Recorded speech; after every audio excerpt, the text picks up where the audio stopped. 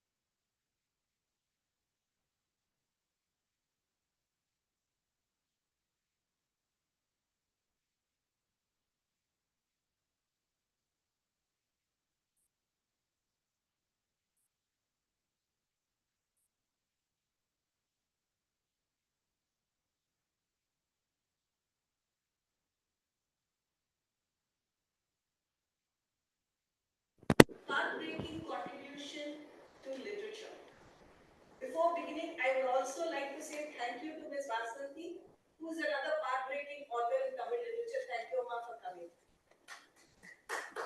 I would like to ask you, learn from you, what do you mean when we say path-breaking literature? What do you think is path-breaking? What is the definition of path-breaking? Can someone enlighten me? What's path-breaking? Remarkable, great. A different way of thinking. Wow. Nobody has seen that path and nobody has given idea of that path. Something new, something great. Pardon me? Create human values. Deviation from the norms. Wow. If this is just the beginning of a definition of path breaking, Bharati has done.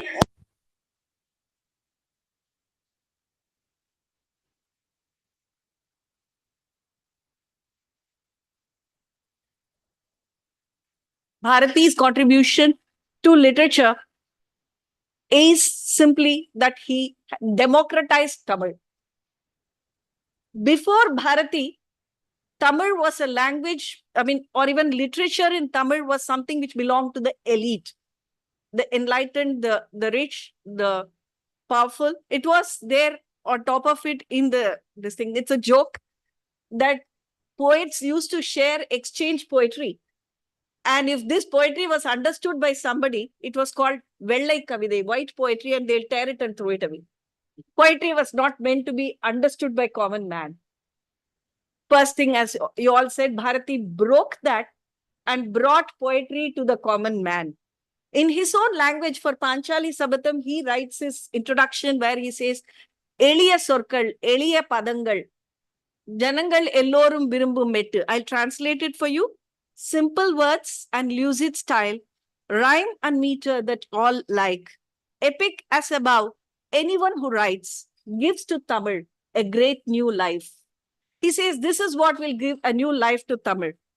And he strongly believed that any literature in Tamil should be understood by people who had barely a year or two's familiarity with the language, but without losing the beauty and the grace of the language of the words. So he broke all this tradition that literature is meant for the elite and brought it down to the common man. And this was his weapon, and this was his strongest tool to change the society, to change the thinking, bringing nationalism and all that. Sir, I want to tell you, Bharatiyar has translated Bhagavad Gita into Tamil in his own way. So that way, Bharati broke the norms, as you had suggested, and brought Tamil to the common man. Just to sum it up, Tamil that promenaded among the elite came to dance in every road and street. Words that serenaded only gods and queen was now for all to learn and read. This is his first contribution, path-breaking contribution to Tamil literature. Second, someone said the path which nobody has seen before. That was definitely what Bharati's another major contribution was. As I said, he simplified it, but when he did it, he created his own style. He actually he was very versatile. Many of you know, he was not just a poet, he was a novelist. He wrote short stories, he was a journalist, he was a cartoonist, public speaker, name it, he has done it. And he was conversant, he could traverse all these genres with complete elan. So that was his strength. And when he did this, it was simply because he had command over the language, was all self-taught, and that he used to his best. He had taken concepts from Sangam literature, brought it to simple language. For example, Avayar's Atichudi. He made Pudi Atichudi, which was prescribing norms for today's India, and put it in very simple terms for everybody. He starts saying Acham Tavir, avoid fear.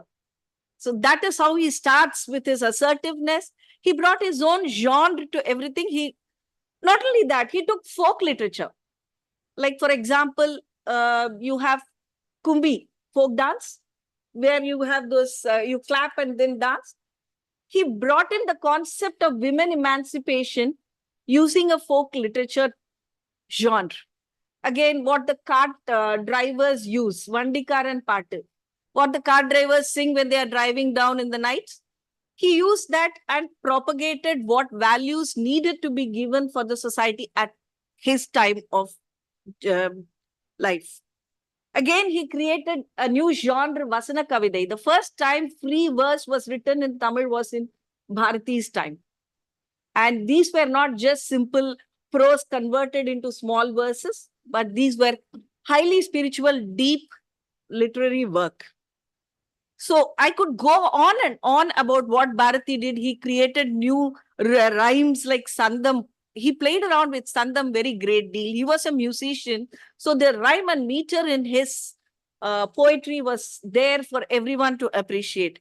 Like there is something called Palli Elchi where you pray to God to wake him up in the morning.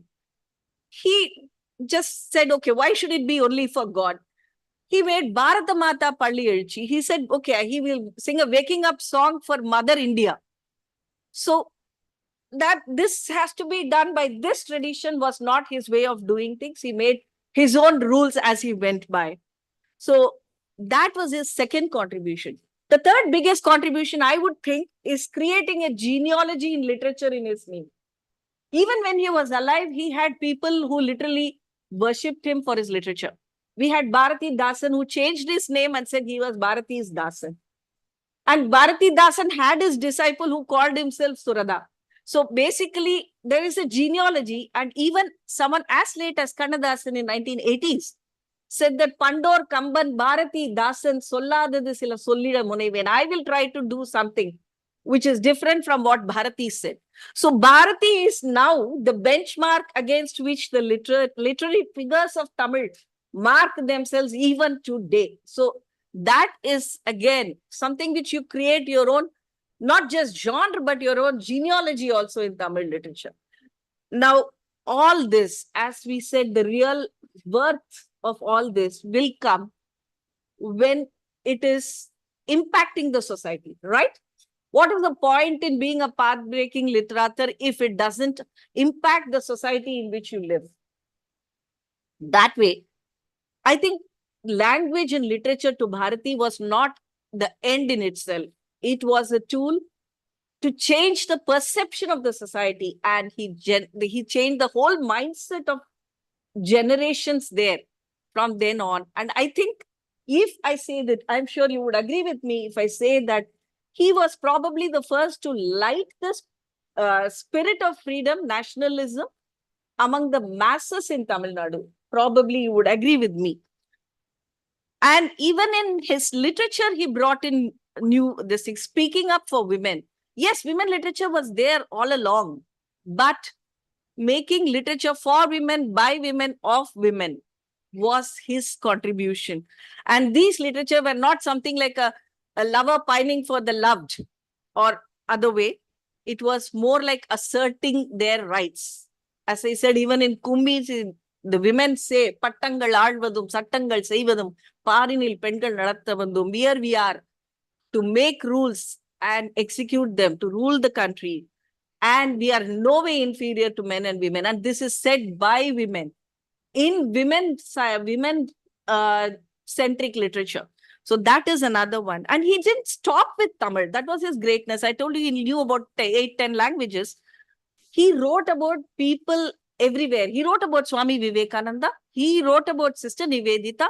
She was his muse, actually. And he wrote about Tilak. He wrote about Mahatma Gandhi. In fact, he written about Dadabai Nauroji. And one of his statements is that every mother in the country should have a child the like of Dadabai Nauroji. I am not very sure even this much passion would have been there even among the people, Marathi-speaking people, for Nauroji. That much of passion he showed for his literature. He wrote not just about literature, Tamil nationalism. To call him a nationalist poet is actually not really the canvas, completing the canvas he's talking about. He talked about Russian Revolution, French Revolution, the status of laborers in Fiji.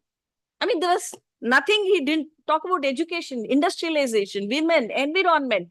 Nothing much he didn't, he left behind for others to write about. So there was something, so much he had, his canvas so wide. And his thoughts in each of them was for the whole, they had a whole lot of things to think about. The people of his generation had a lot of input from Gandhi, Bharati ji. Music, dance. I mean, he was a composer himself. So he would set the tune and ragam and talam for his songs. And today, even today, all the classical music, film music, we still have Bharati there. I think of all this, the biggest contribution that anybody could do, I will say this is the biggest major contribution, is that he was a visionary. Dirga Darshanam, as we call it. He was a visionary. He died 16 years before India got freedom. But he already declared freedom for India when he was alive. And he celebrated, Aaduvome, Pallu Paaduvome, Ananda Sudandhiram Adeindhu Vittom endru. He just celebrated. And he didn't stop there. He had actually given the manifesto for modern India. He has said, yes, I think even Prime Minister had quoted it in that when he released that book, Kalavarisaiyil Bharatiyin Padaippugal. He, in fact, quoted this, stating that he said, we will make weapons, we will make paper, we will have industries, we will have international trade along our coast. We will build and we will go to the moon, we will go to the depths of the ocean, we will do all this. We will build temples. He had actually a whole agenda set. He talked about the interlinking of rivers. He talked about connecting people by roads. He talked about exchange of cultural exchange. Kasinil pesi Aringer Uraidan, Kanchi.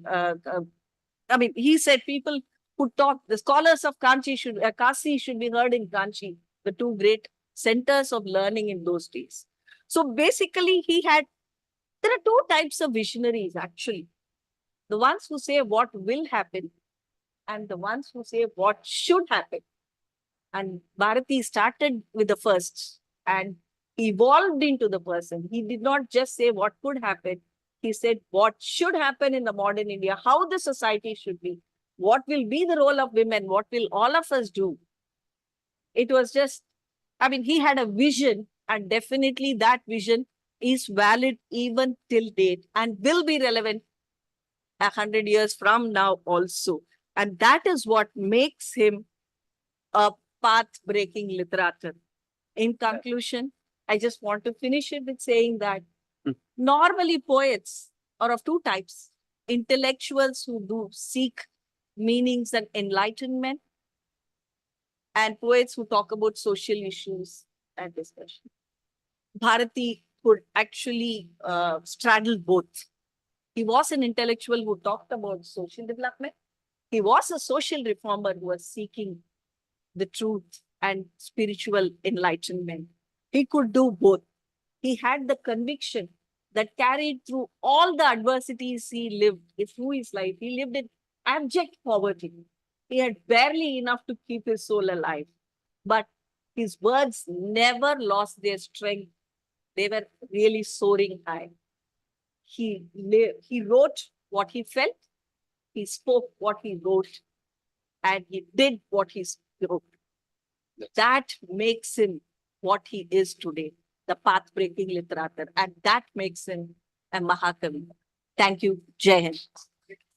Yeah, thank you very much, Bhumika ji. Now we have to, because time is flying, and Manoj ji से गीता रहस्य के बारे में just to ignite, ओम पार्थाय प्रतिबोधिता भगवता नारायणे न स्वयं व्यासे न ग्रथिता पुराण मुनिना मध्ये महाभारतम अद्वैतामृतवर्षिणी भगवती अष्टादशाध्यायिनी अम्बत्वाम अनुसंदधामि भगवत गीते भवद्वेषिणी। ये गीता भवद्वेषिणी है। ये इसका रहस्य, गीता रहस्य में लोकमान्य तिलक जी ने जिस तरह से जो सुब्रमण्यम भारती ने किया गीता के लिए, सामान्य लोगों के साथ जुड़ना, आई थिंक मनोज जी आप इस विषय को अच्छी तरह से जानते हैं, तो आपको आमंत्रित करते हैं आपके विचारों को रखने के लिए। आदरणीय सर, सभी उपस्थित साथियों, मुझे पिछले कुछ समय से मैं गीता पर ही लिख रहा हूँ अभी मेरी पहली पुस्तक जो गीता के पहले श्लोक पर ही आई है, तो मुझे ये संयोग लगा कि जब साहित्य अकादमी ने भी मुझे गीता रहस्य पे ही बोलने के लिए कहा। ये दिलचस्प है कि तिलक ने अपनी कई पुस्तकें, द ओरायन हो या Arctic home in the Vedas हो, वो अंग्रेजी में लिखी, पर गीता रहस्य के लिए उन्हें एक भारतीय भाषा, उन्हें अपनी मातृभाषा ही उचित जान पड़ी। वो इसलिए भी था कि गीता के शब्द एक भौतिक निर्मित नहीं है, एक सांस्कृतिक सृजन, जिसे आज रोला बार्थेस जो है spiritual glory of the text कहते हैं, उसकी रक्षा किसी पराई भाषा में नहीं हो सकती थी। इसलिए 1915 में जून माह में गीता रहस्य के पहले संस्करण के छपने के 1.5 वर्ष के बाद ही हिंदी और गुजराती संस्करण आ गए थे। 1919 तक तेलुगु और कन्नड़ संस्करण भी आ गए थे। 1924 में बंगाली और तमिल संस्करण भी आ गए। अंग्रेजी अनुवाद आते आते 1936 का समय हुआ, इतनी देर हुई, क्योंकि गीता में शब्दार्थ के बहुत से ऐतिहासिक, पौराणिक और सांस्कृतिक प्राकट्य थे, और उनका सफल संवहन जो है वो भारतीय भाषा ही कर सकती थी। शायद इसीलिए जूलिया क्रिस्तेनोवा ने भी पाठ की सांस्कृतिकता की बात की है, जब वो सिद्धांत उन्होंने प्रतिपादित किया था कि the text is not an individual isolated object but a compilation of cultural textuality. Gita Rahasya में को मुझे लगता है कि तिलक की अंग्रेजी में अच्छी गति थी और जेल में उन्होंने जर्मन और फ्रेंच भी सीखी, फिर भी गीता रहस्य की अभिव्यक्ति के लिए उन्हें अपने दूध और रक्त की भाषा ही श्रेयस्कर प्रतीत हुई। एक महत्वपूर्ण बात है जिसको शुरू में ही मैं रेखांकित करना चाह रहा हूं। नारायणी धर्म का एक श्लोक है, उसको उद्धृत करते हुए गीता रहस्य के 12वें प्रकरण में तिलक ने कहा, एकांतिनो ही पुरुषा दुर्लभा बहवो नृपा, कि वाकई तिलक जैसे पुरुष जो है दुर्लभ ही थे, लेकिन जो मेरे आंख अटक गई वो एकांतिनो शब्द। गीता जब कही गई तो एक जियोपॉलिटिकल मंच था, एक भू राजनीतिक मंच था, सार्वजनिक मंच था, लेकिन गीता रहस्य जब लिखी गई तो मांडले जेल का एकांत प्रकोष्ठ था, सॉलिटरी कन्फाइनमेंट। कृष्ण जेल में ही पैदा हुए थे, तो उनकी गीता की युगांतरकारी व्याख्या भी जेल में ही होनी थी। जिस तरह से मंडाले जेल में तिलक ने गीता रहस्य लिखी, उसी जेल में रहते हुए लाला लाजपत राय ने मैसेज ऑफ भगवत गीता लिखी, उसी मंडाले जेल में, मांडले जेल। मनुष्य की मूलभूत मुक्ति का यह ग्रंथ जो है कैद में आस्था की एक मनोविकासकारी जो भूमिका का निर्वाह कर रहा था। यानी फांसी के फंदे पर चढ़ते समय मदन लाल धींगरा के हाथ में गीता थी, जिनके अंतिम शब्द थे कि देश की सेवा श्री कृष्ण की सेवा है। यही गीता खुदीराम बोस के हाथ में थी, उनके भी पहले दामोदर चाफेकर के हाथ में थी, हेमू कालानी के हाथ में थी जब वह फांसी चढ़े, रोशन सिंह के हाथ में थी, और राजेंद्र नाथ लाहिड़ी के हाथ में भी थी, जिन्होंने अंतिम समय में कहा कि मृत्यु शरीर का परिवर्तन मात्र है और पुराने कपड़ों को फेंक कर नए कपड़े पहन लेने जैसा। बिल्कुल वही प्रेरणा, यथा विहार वासंसी जीर्णाणी यथा विहाय वाली। तो फांसी पर चढ़ने की पूर्व रात्रि गीता पढ़ने वाले रामप्रसाद बिस्मिल हो या भगवत गीता के नित्य पाठी मर्मज्ञ यतीन्द्रनाथ मुखर्जी हो, गीता का कारागृह से कोई विशेष रिश्ता। और ये भी देखिए कि इन सभी का गंतव्य स्वतंत्रता है, मुक्ति है, निर्बंधता है। तिलक ने गीता का रहस्यान्वेषण ही नहीं किया, गीता में स्वतंत्रता का रहस्योद्घाटन भी किया। इसका भी कि देह को बंधन में रखा जा सकता है, पर प्रज्ञा को, मनीषा को, मेधा को नहीं रखा जा सकता। आज जब हम औपनिवेशिक मानस के कृतदास देखते हैं तो तिलक के गीता रहस्य की मुक्ति साधना का महोत्सव हमें समझ में आता है। तिलक ने बताया कि गीता के शब्दों का अयन कितना विशाल, कितना असीम, कितना अनंत है, और पार्थिव कारावास की सीमाओं का उन्मोचन उनके सहारे कितनी सफलतापूर्वक किया जा सकता है।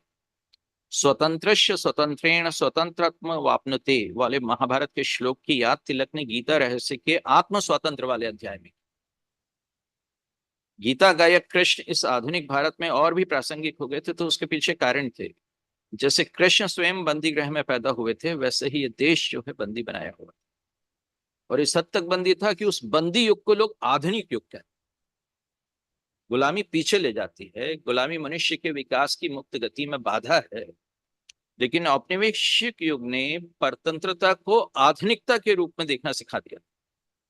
एक बंदी भारत को कृष्ण की जरूरत थी, क्योंकि वे बंदी गृह में अपने माता पिता को देख चुके थे, उनकी पीड़ा पहचानते थे। अंग्रेजों ने एक पूरे भारत को एक विशाल कारागृह में बदल दिया था, इसलिए सिर्फ मांडले जेल की या काला पानी की या डेविल्स आइलैंड की या न्यू कैलेडोनिया की या साइबेरिया की जेलें नहीं थी। उपनिवेशवाद ने पूरे देश को एक जेल बनाया। और इसलिए मुझे वो डोनावी जोन्स का निबंध जो है the prison house of modernism, colonial spaces and the construction of the primitive में किया गया वो संकेत याद आता है।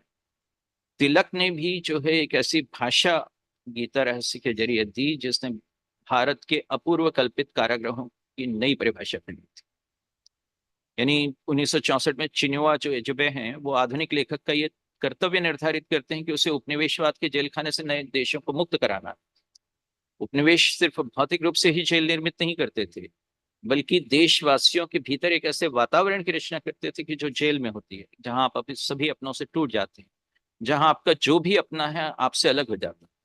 उस उदासी में गीता तब संबंध के पार का सत्य देखने के लिए प्रेरित करती थी, और तिलक ने उसका उपयोग किया गीता रहस्य के लिए। यानी राजद्रोह के आरोप में मांडले की जेल में सजा काटते हुए तिलक को उस द्रोह की चिंता थी जो गीता के अध्याय 11 श्लोक 34 में भगवान श्री कृष्ण ने अर्जुन से बातचीत करते हुए व्यक्त की थी।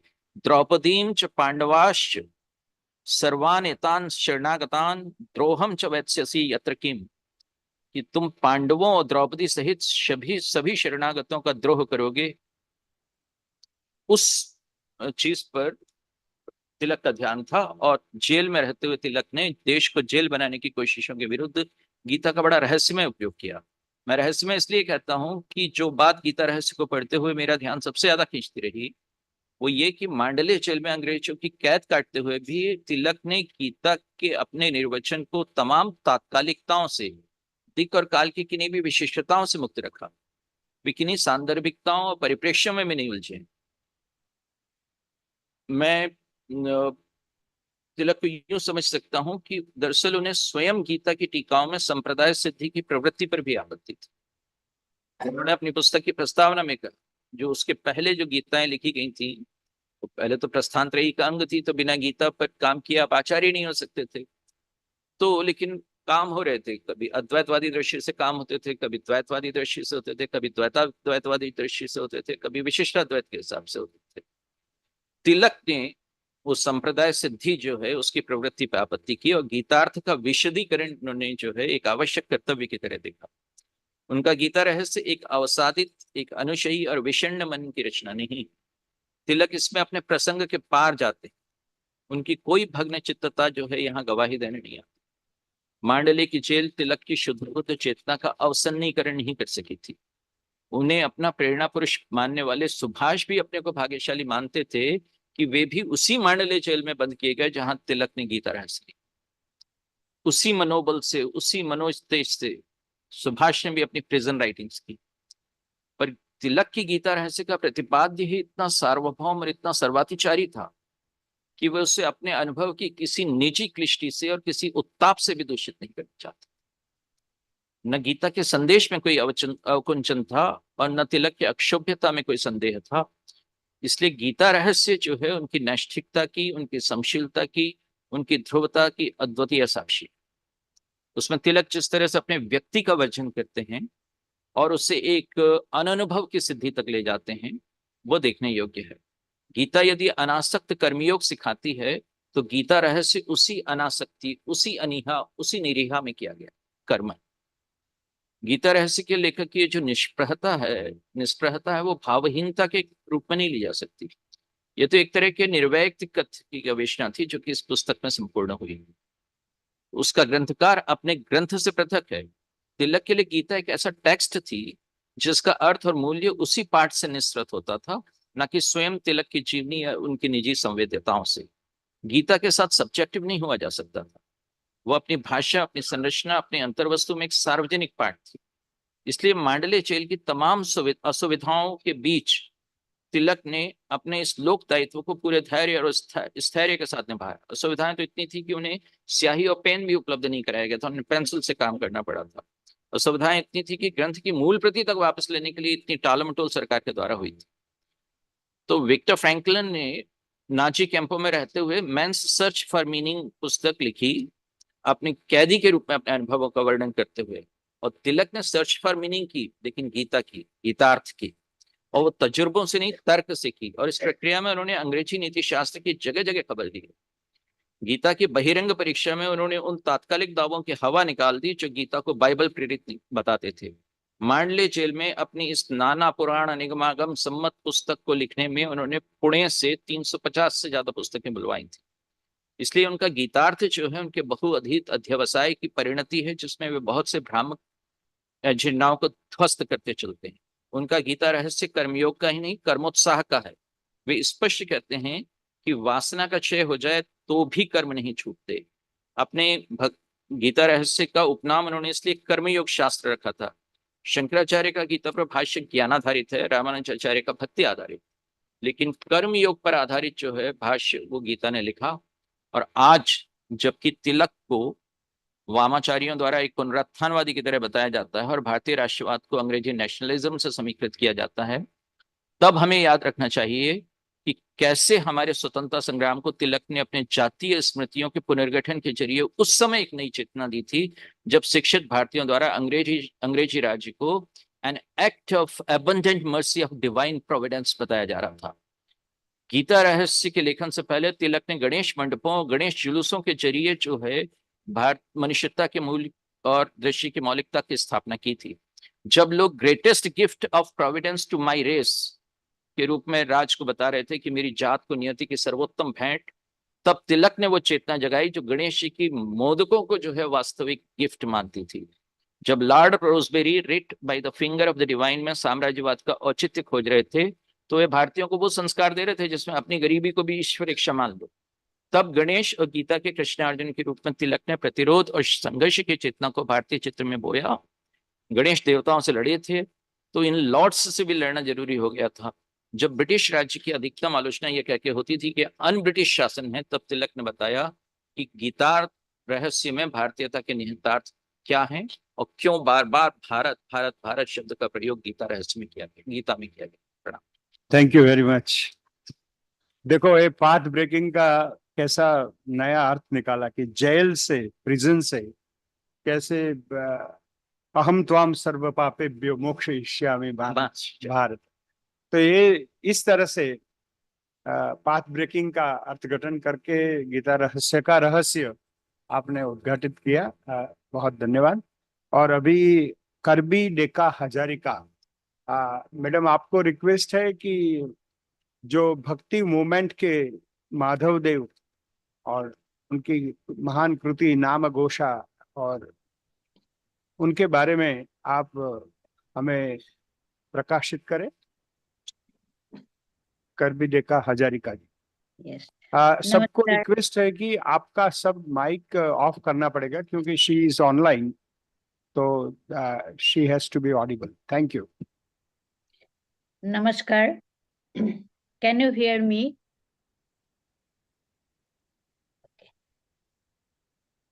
Namaskar everybody, and thank you Sahitya Academy for giving me this opportunity to present my paper in online mode.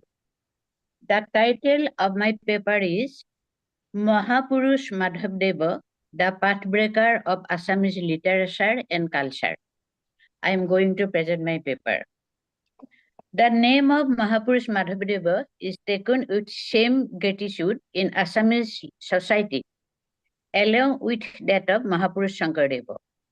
Any discussion on Srimanta Shankardeva, 1449 to 1568, the Vaishnava saint of Assam, and the great religious reformer of India would be deficient without a reference to Madhavdeva, 1489 to 1596. The chief disciple and associate. Madhavdeva's contributions towards the religious, cultural, and literary fields of Assam are in no way lesser than his guru. In fact, in times, he even suppressed him. The extraordinary personality of Madhavdeva the immensity of his cultural capabilities found expressions through all his works with such a dignity and beauty that it itself was overwhelming. Shankardev planted the seed of new Vaishnavism and Madhavdeva raised it to heights. In sheer versatility of genius, Madhavdeva can be compared with Shankardev only. Shaped under the inspiration and guidance of Saint Poet Shankardev, Madhavdeva's literary career was bright and brilliant. He was not only a scholar of high repute, but also a poet, a lyricist and playwright, musician, actor of dramas, a fine singer and composer of dance forms. One important aspect of the personality of Madhavdeva was his finest sense of aesthetic beauty. Though he was a dedicated religious preacher, devoted propagator of the Vaishnava faith of Assam, he always carried a soft and sensitive mind of poet inside him. Bhakti is the sole theme of all his compositions. Madhavdeva used the most effective means of cultivation of fine arts, including literature, to propagate the faith. He was a talented lyricist and playwright. His lyrics and plays were very popular even among the common people. There is room for thought that his lyrics won greater popularity than even that of Shankardeva. He composed plays which are known as Jumura, following his own individual technique. The charming portrayal of Shail Krishna and Mother Jashoda are the main points of attraction of his dramas and songs. Madhavdeva enriched Assamese literature with a good number of valuable works. He has composed 5 numbers of plays, 184 numbers of songs,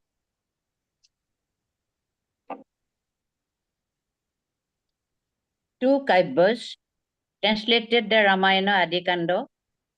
Among these, the Namghusa is regarded as the most superb in thought and expression. It is definitely a path-breaking work of Assamese literature.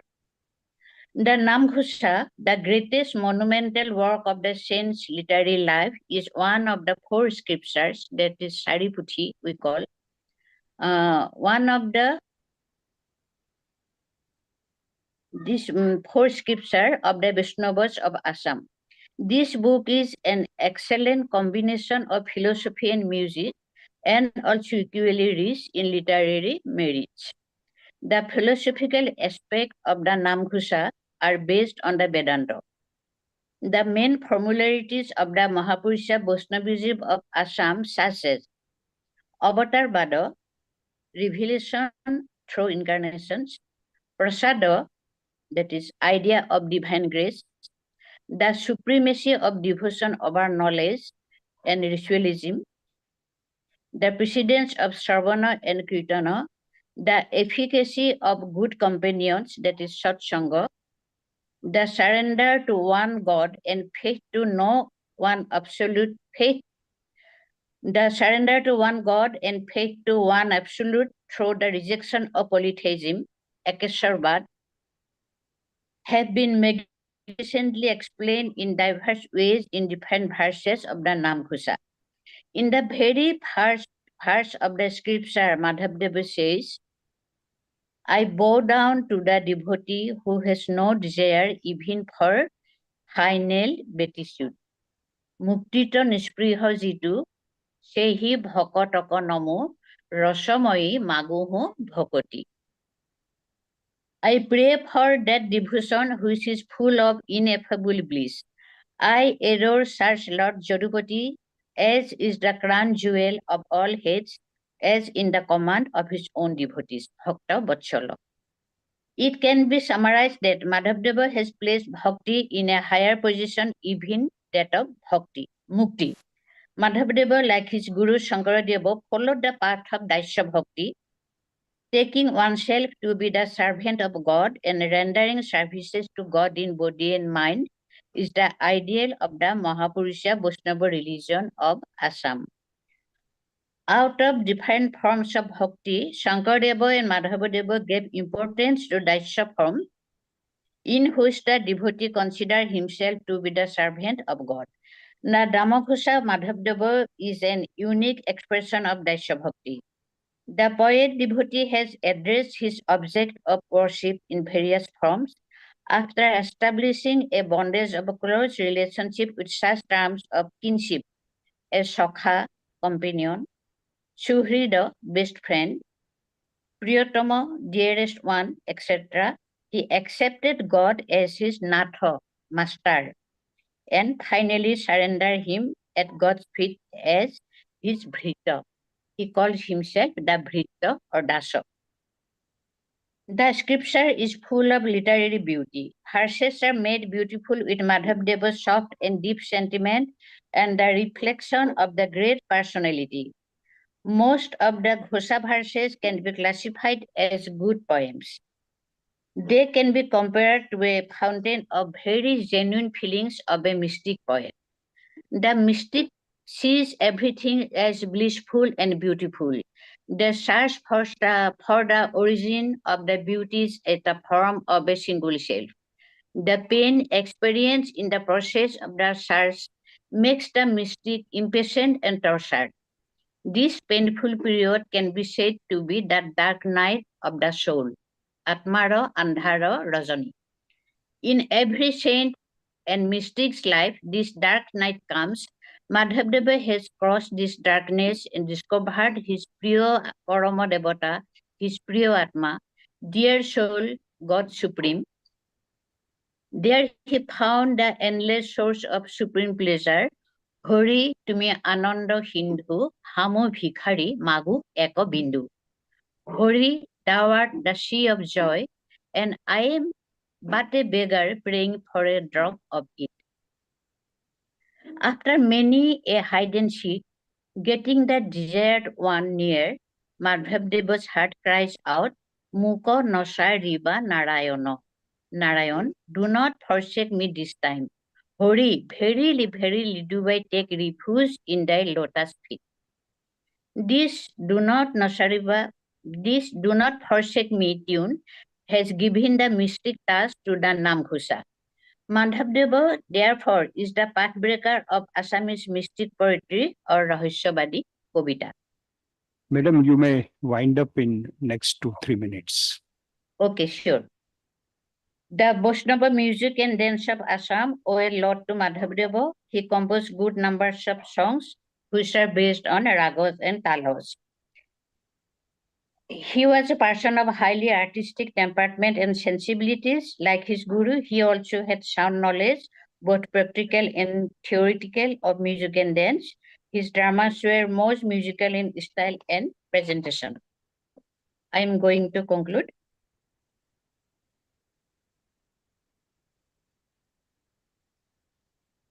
Madhavdeva's whole life was dedicated to the cause of the Vaishnava faith. His all-out devotion to Guru Shankaradeva still remains like a legend in the minds of Assamese people. His aims was, as Lakshmanath Besbara points out, to purify Hinduism from within. Like his Guru, Madhavdeva declared that all beings have right to sing the name of Hori, which is the very pure formal religion, and all people, irrespective of caste and creed, have equal right to practice this religion of bhakti. As an inspired poet, a skilled music and dance composer, and gifted singer, as a playwright with delighting in the depiction of the pranks of the child god, and a Vedantist rendering his thought in the idioms most easily available to the common man, Madhavdeva still lives wide in the heart of the people and shares a large amount of his credit recognized as his Guru Shankaradeva as a builder of modern Assamese literature and culture. I have summarized like this, and again, I want to say that Madhavdeva is the pathbreaker of Vedantic and mystic poetry in Assamese literature in a very lucid way. So this is all. I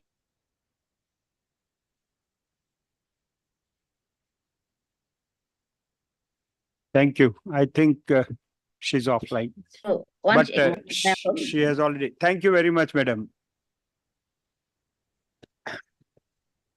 Wonderful. So let's come back to Bhagavad Gita again, but this time Dnyaneshwari, संत ज्ञानेश्वर. जैसे हमने सुना तिलक जी ने लोगों के लिए भगवत गीता का अर्थघटन किया, संत ज्ञानेश्वर ने ज्ञानेश्वरी जो लिखी, आई थिंक ओवी छंद, मराठी में, मराठी लिटरेचर में this is a big classic, और लाखों लोगों को तक भगवत गीता को पहुंचाने के लिए, लोगों को समझ में आए ऐसे छंद में लिखकर संत ज्ञानेश्वर ने भगवत गीता को मास तक ले जाने का एक बहुत साहित्यिक प्रयास किया है. हमारे साथ दिलीप जी है, he is such a author and authority on Bhagavad Gita and Gyaneshwari. So I request to deliver his thoughts on Gyaneshwari. Thank you, sir. Honorable Chairperson, honorable co-panelists, and you all honorable brothers and sisters. I am directly reading my paper to save the time. Before directly dealing with the proposed subject, let me first say a few words about Sant Jnaneshwar. He was said to have been born in the year 1275 AD, that is 1275 ADs, and took voluntary renunciation by way of entering into the state of Sanjeevan Samadhi in the year 1296 AD. He lived a very short life of 21 years. As has been said by Emerson, that great geniuses have shortest biography is very true to Jnanadev's life. In a very short span of life, the amount of work he did, which one could not have done in the immeasurable span of life, is amazingly true. Jnanadev's short life can be divided into two parts. The first part ends with his and his brothers and sisters' departure for Python, for they were persecuted by the Orthodox Brahmins of Alandi, which was their native place. They were asked to bring a letter from the then scholars in science of Dharma residing in Python, giving the details as to they could be eligible for sacred thread ceremony. The second part is related with the necessarily performed miracles, writing of Jnaneshwari and Amrutanubhav at Nevase and other works at Alandi up to the entering into the state of Samadhi. So far as Jnaneshwari is concerned, it was not written but delivered extempore when he was only a lad of 15 years of old of his uncommon genius. Jnanadev was great philosopher, mystic, and great poet. The infinite scholarship and great poetic imagination endowed him fame far and wide, which is ever persisting. Jnanadev left the beaten track of the learned who wrote in Sanskrit and chose Marathi, the then dialect of Marathi spoken by the entire people, as a vehicle to put in the philosophy. As chairman has rightly said, because he wanted to take to the masses, and that's why he deliberately wrote commentary in Marathi. All of Jnanadev's works, which are believed to be authentic, are metrical in the form of Ovi and Abhang, which are native meters.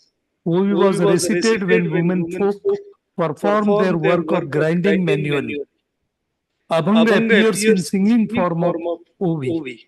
Sharangdhar, who was a Sanskrit scholar, and he was residing at Devgiri Fort, has defined the grammar of Ovi and Abhang in his work entitled Sangit Ratnakar.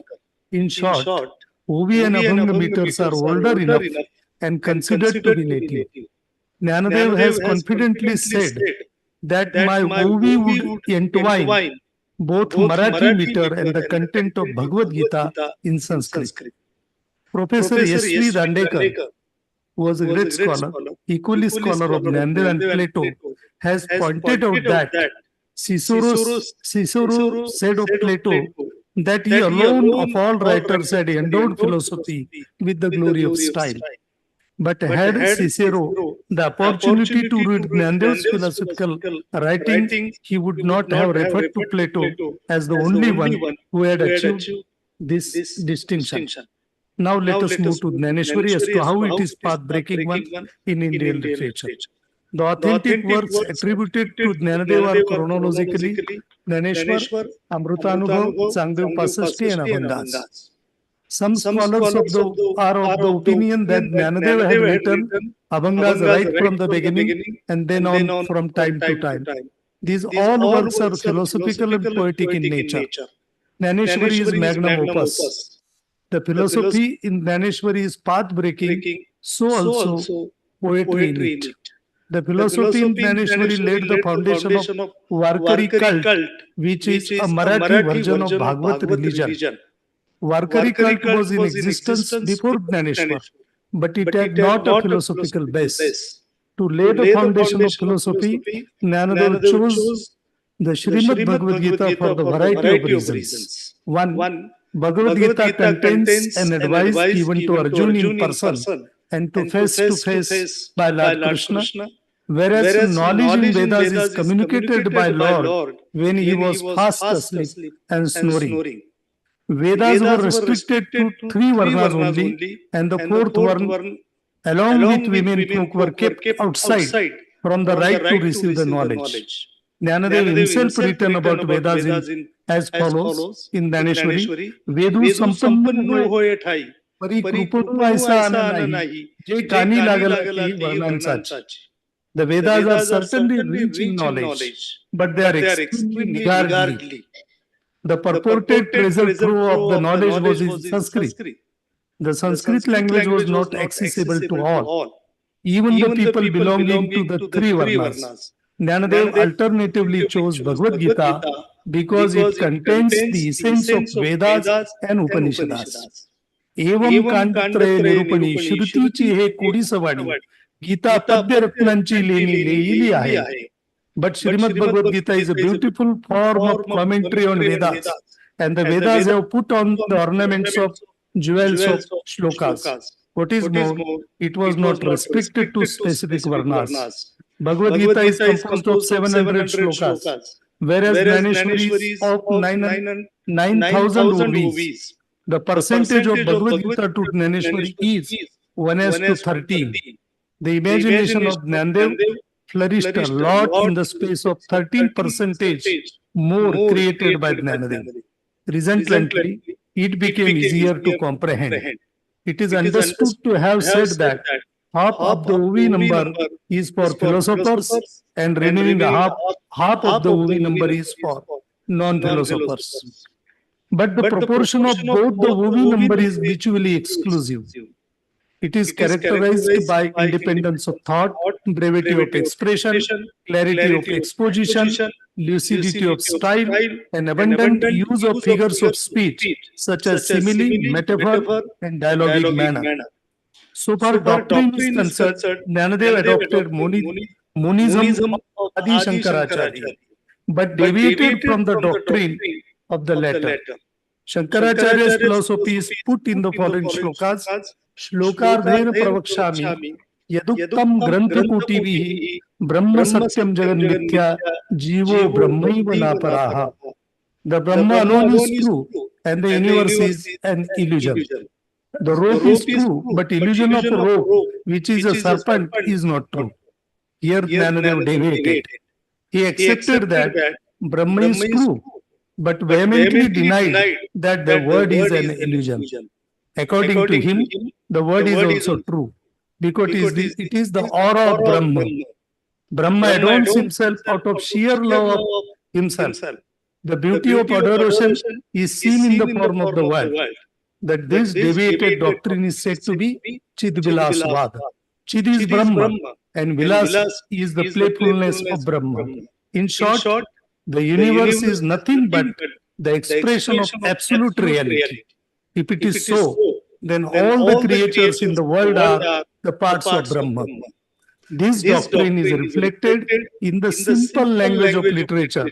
For example, जे जे भेटे भूत ते ते मानिजे भगवंत हा भक्ति योग निश्चित जान माझा. This is a couplet OV from Dhaneshwari. Whomsoever you meet is addressed to be God, and this very principle is the form of bhakti for sure. A literary work proves to be path-breaking when it stands to the various tests. First, the motive behind the work. The motive of Nande was world-oriented. He wanted to fill the world with joy. Nanadev's was magnanimous soul to bring happiness to the world over. The second test is the manner of expression. In the days of Nandev, the books on philosophy and religion were invariably written in Sanskrit language, but they were unintelligible to the masses. As Sir has rightly said, Nanadev himself was scholar of Sanskrit, but his heart was nearer to ignorant than the knowledgeables. So he firmly decided to write commentary on Gita, which was not restricted to specific varnas only. On the other hand, it was for those who were deprived of spiritual knowledge. He used Maharashtra Prakrit to write commentary so as to be availed easily. Dhanadev has rightly said that मराठीची या नगरी ब्रह्मविद्येचा सुकाळू करी घेणे देणे सुखची worry हो देई या जगा. Let the city of Marathi language filled with exceedingly plentifulness of spiritual knowledge, so that the merchandise of happiness will be cheap and customers in this market will give and take any amount of happiness they want. Jnanadev was sant on par. He preached bhakti in a very simple way. The recitation of name of God while doing whichever work you are required to do is the bhakti. This path created by Jnanadev was paved by his successive fellow sons. Jnanadev's concept of bhakti is also path-breaking. To get it clear, let us have a comparative view of concept of bhakti of acharyas prior to Jnanadev. Bhakti, according to Sankaracharya, is meditation upon one's supreme self. Ramanuja takes it to be continuous meditation accompanied by the practice of 8 yoga processes. Bhakti leads to mukti. The alternative path is being prapatti or self-surrendering. According to Madhva, bhakti is a method of service and is the perception of Hari. Vallabha thinks pushti bhakti as supreme. The frame of mind generated by such a kind of devotion is desire of attainment of God to the exclusion of everything else. The fruit of devotion is an ignition of Golaka, where one can participate in the eternal sport of Krishna. Shankaracharya, Ramanuja, Madhva regard bhakti as a means to mukti, though their conceptions of mukti differ from one another. Vallabha rejects the 4 kinds of mukti and considers bhakti as a superior to all. But this pushti bhakti has its fruit in the ideal world where God's divine sport goes on eternal. Now the last point, Jnanadev's conception of bhakti differs from the all of these acharyas. He does not think of bhakti as a means of mukti. He rejects the ideal of bhakti as a means of mukti. He rejects the ideal of mukti also. The realization of bhakti does not require the renouncing of this world. It can be realized in this very life. God's eternal play is not going in some ideal plane as Vallabha believes, but is going on this very world. The world is nothing but the manifestation of God's eternal sport. This is Chidvilasvad, which we have seen earlier. Jnanadev gave prominence to Shantarasa, which is positive feeling of deep devotion. Nama Bhakti is superior to all means of Bhakti because it is accessible to all, is the ideal of Jnanadev and other santas. Varkari cult is still alive for 900 years only because of this hypothesis. Jnanadev asked for Pasaidan, a simple movie. To the absolute reality is uncommon. A representative verse is enough to prove Durita choti mirzao, Vishwas Padarma Surya Paho, Zoze Vanchil Tote Laho, Pranija. May the darkness of the sin disappear and the sun of true religion shines upon the world. May all the desires of all living beings be fulfilled. This compassionate attitude of Jnanadev is unique and hence path-breaking. Thank you very much. Thank you very much. It's wonderful. Avyaktadini bhutani, vyaktamadhyani bharat. That is how Arjuna was told. And now we have started with Mahakavi. We go to Anandamath, where Bankim Chandra Chattopadhyay ji has really the rebellion sannyasis were narrated in such a way that it has become a everlasting and कालजयी कृति जिसको बोलते हैं. तो स्वामी शास्त्रज्ञानंद जी को मैं विनंती करता हूँ कि आप हमें प्रबोधन करें. My namaskar to Chairperson sir, and all the eminent speakers and this august audience. I also convey my heartfelt regards to Sahitya Academy for giving me this opportunity to present my thought on this particular topic. 19th century India has witnessed an epic socio-cultural transformation. Indeed, time was stalled by influencing advents of legendary personalities. Society was enthralled to eye the huge resurgent webs of conflicting ideas. Religion and culture were resurrected out of the phoenix ashes of yesteryears. It was a renaissance revolution of Indian history, which saw its articulated expression through several literary creations of unfathomable impact. Bankim Chandra's Anandamath is a well-preserved jewel in Bengali literature's chamber of this era. 5 editions of Anandamath were published during Bankim's lifetime.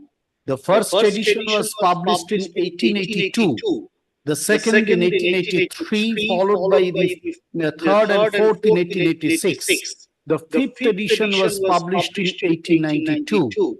In the fifth edition, 2,000 copies were printed. 1,000 copies each were printed in the second, third, and fourth edition. It is unknown how many copies were printed in the first edition. This information goes on to display the impression that the book created within less than a decade of its first publishing. The subsequent freedom movement in Bengal and in India at large has proven that Anandamath was not just a novel. It became a source of inspiration, continuing to set on fire the hearts of my dear patriots steeped in the dream of freeing the country and filling them with the spirit of self-sacrifice. It's a novel which acted as an incessant fillip to Indian nationalism for the ages to come. Bankim accepted the government job as a sub-deputy on 7th August 1858. Within a year of his joining the job, there appeared praises of him on the police report of Nadia. After this, for a long time, he did not face any opposition from the government. This praise of him continued to remain intact till about 1880-81's report of Burdwan Division's General Administration. Though in 1883-84, we find the Howrah collector commenting on Bankim that he was at times a little eccentric. After this also, Bankim continued to receive praises from government people, Britishers. However, ever since Anandamath was published on 15 December 1882, governmental opposition started following him about. In fact, it is a moot point whether the titles Rai Bahadur, etc., conferred on him were due to government officer Bankim or a literature Bankim. James Campbell, in his secret report called Political Trouble in India 1907-17, wrote that these armed revolutionaries adopted the name of the heroes of Bankim Chatterjee's novel of Anandamath. Their refuge in the jungle was therefore intended to be the center of a revolutionary band of children of the mother. Marquis of Jetland, in his book Aryavarta, portraying an intimate connection of the revolutionaries with the Anandamath, has written that the secret societies modeled themselves closely upon the society of children of Anandamath. No one needs to be told about how deeply the song Vande Mataram has entered into the soul of our nation. Lalit Mitra, the son of Dinabandhu Mitra, shared that Bankim himself once said to Ramachandra Bandyopadhyay, the executive secretary of Bangladesh, that, quote, "You will not be able to appreciate the essence of this song now. If you live for another 25 years, you will then see Bengal caught up in the spirit of this song." Unquote. Vande Mataram did not have to wait for 25 years for this. In 1885, the lyrics of this song was published in the magazine Balak. In the same magazine, Harish Chandra Haldar, using his brush, brought out a pictorial depiction of the language of Bankim's song. In the National Congress of 1896, Rabindranath sang Vande Mataram. Like this, Anandamath of Bankim acted as the influencing power on all aspects of a nation's history during a specific time period. There has taken place a lot of speculation in trying to figure out the material that acted as the inspiration for Bankim to write Anandamath. In this respect, Bankim himself provided a well-known justification in the advertisement of the novel Devi Chaudhurani, published in 1884. There he wrote, quote, "After the publication of Anandamath, many wanted to know if there was any historical foundation of that book. While the Sannyasi rebellion is historical, there was no special need to make the readers cognizant of it. Thinking thus, I made no attempt to do so. It was not my purpose to write a historical novel, so I chose not to make a presentation of historicity. Now, looking around, I feel a desire to acquaint the readers a little with the Sannyasi rebellion in the future edition of Anandamath." Unquote. Bankim kept up his promise. In the third advertisement of the novel, we find Bankim writing, quote, "This time, the real history of Sannyasi rebellion has been quoted in the appendix." Unquote. The incident of Sannyasi rebellion was found to have been quoted from two books.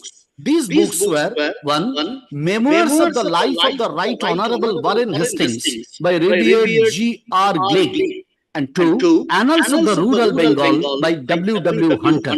However, the later researchers could not agree with Bankim's opinion in this regard.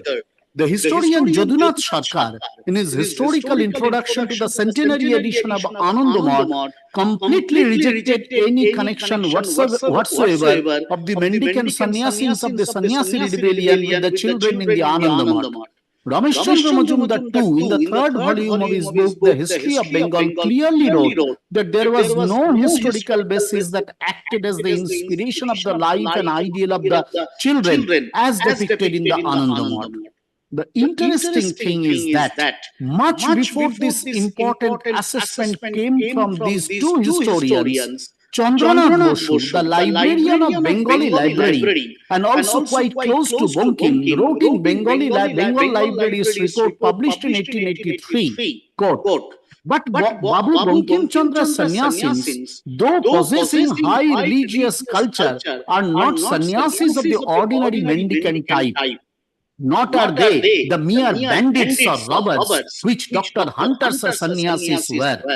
Unquote. So, it is the obvious that try as Bankim may to indicate a historical connection of Anandamath with Sannyasi rebellion. The historians are unwilling to accept such a thesis. Chittaranjan Bandyopadhyay, another researcher on Anandamath, has tried to show there was an influence of Vasudev Balaban Pharke on Anandamath. Pharke was born on 4th November 1845 in the Kolaba district of Maharashtra. The ghastly form of British exploitation pierced his heart.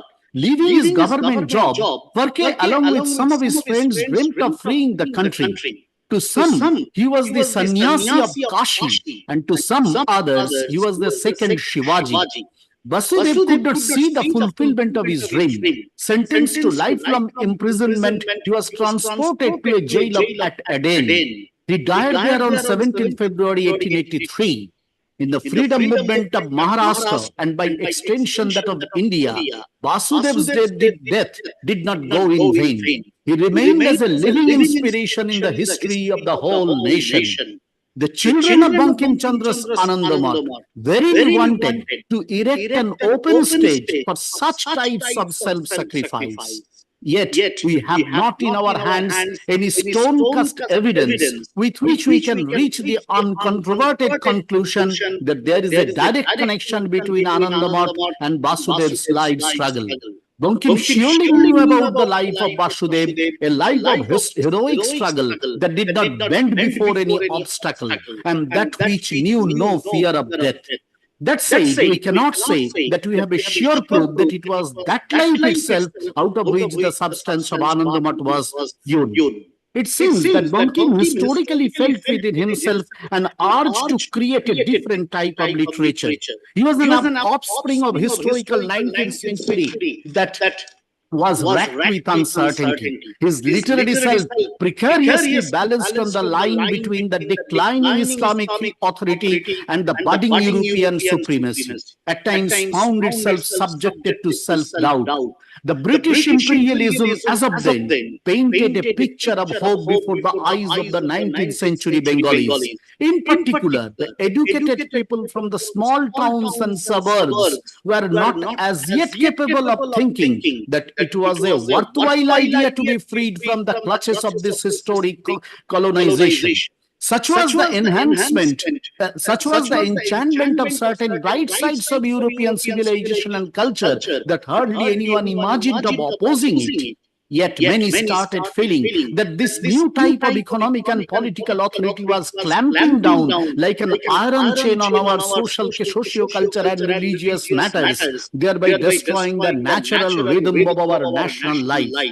No imperialism can succeed without destroying the essential aspects of the subject's nation culture. The British realized this truth. Operating under this mindset, they attacked this country's religion, not hesitating to harbor the idea that the culture of this country was primeval and barbaric in nature. They brought for the common people a culture that dyed their mind with foreign values, while ostensibly retaining the surface color of the indigenous culture.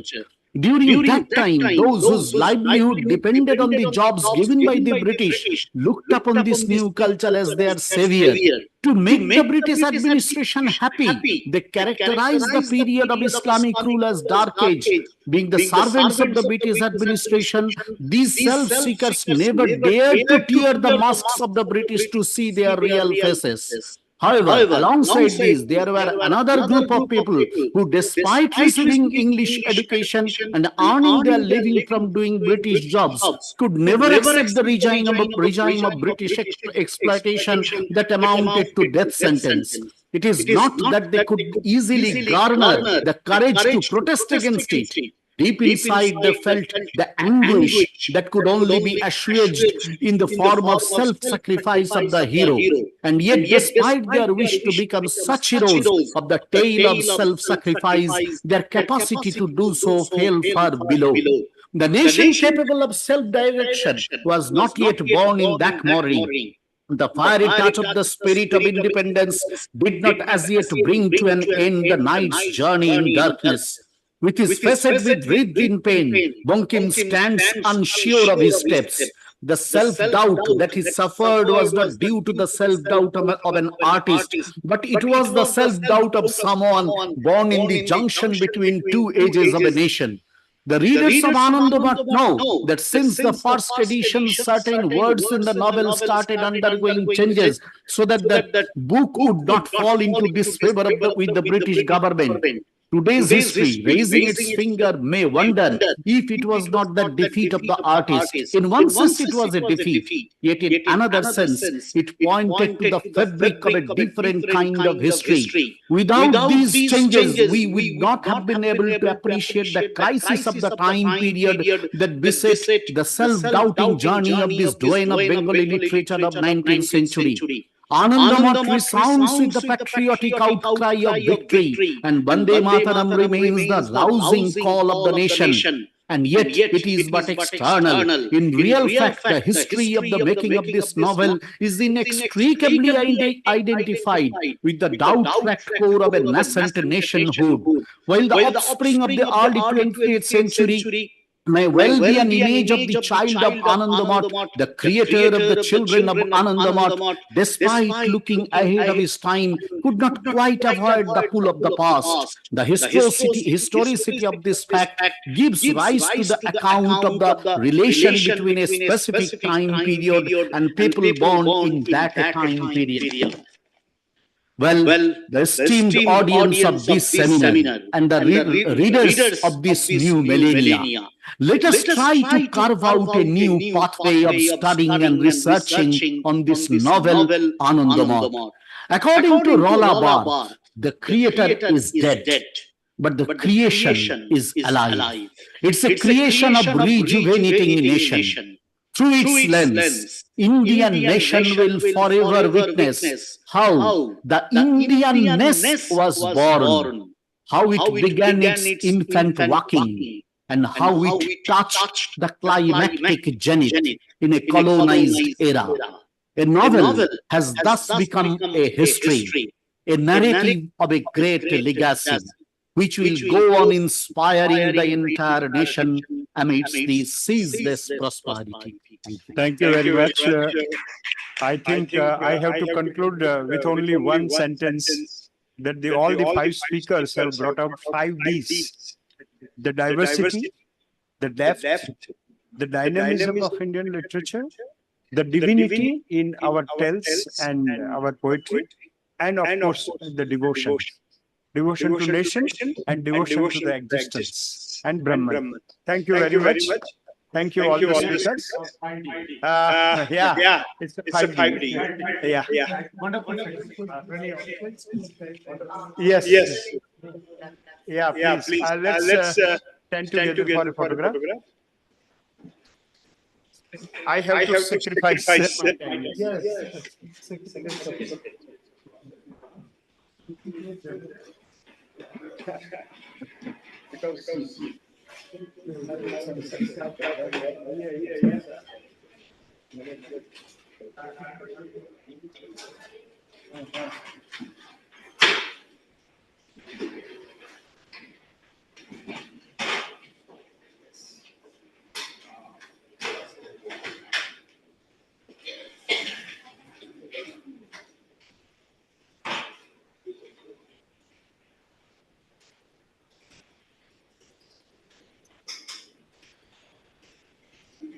Thank you.